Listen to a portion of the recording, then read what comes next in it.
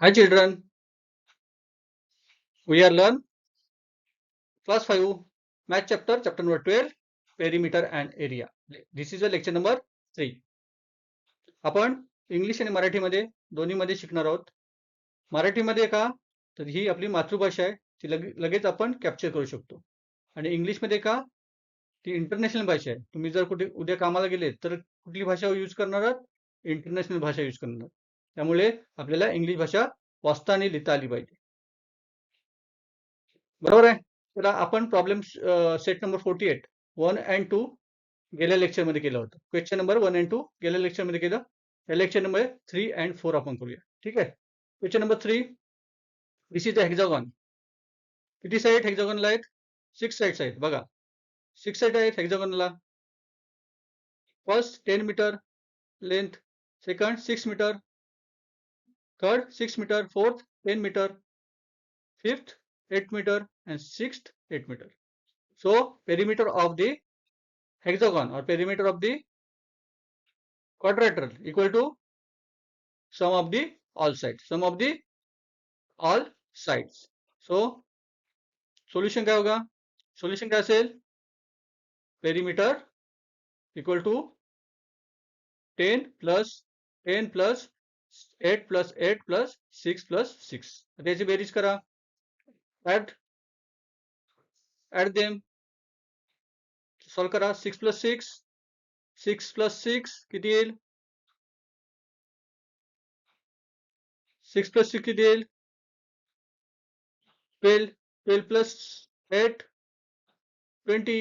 20 plus 8 28. 28 plus 10 38. 38 plus 10 48. नाहीतर काय करा तुम्ही माहिती आहे, पहिले हे दोन सॉल्व करून घ्या. 10 plus 10 20. 20 plus 8 plus 8 16. 16 plus 6 plus 6 12. Okay, 20 plus 16 plus 12. 20 plus 16 plus 12. Perimeter equal to 20 plus 16 plus 12. That is a total काय असेल? 6 plus 8, 6 plus 2 8. 6 plus 2 8. 2 plus 1 3. 3 plus 1 4.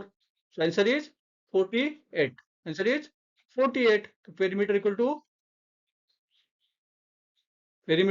to 48 centimetre. समजलं? ठीक आहे. नेक्स्ट बघू आपण. बघा,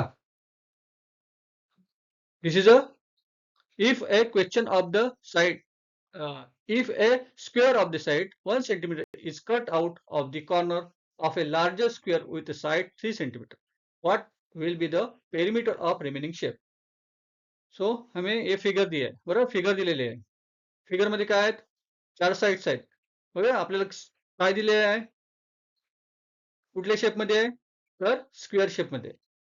स्क्वेअर शेप मध्ये काय असतात? सर्व साइड सेम असतात. All sides are equal. आपल्याला साइड किती दिलेली आहे? 3 सेंटीमीटर. म्हणजे ऑल साइड किती असणार? 3 सेंटीमीटर.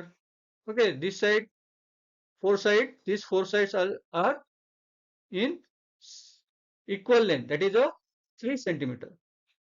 बरोबर. आणखी काय सांगितलेलं आहे?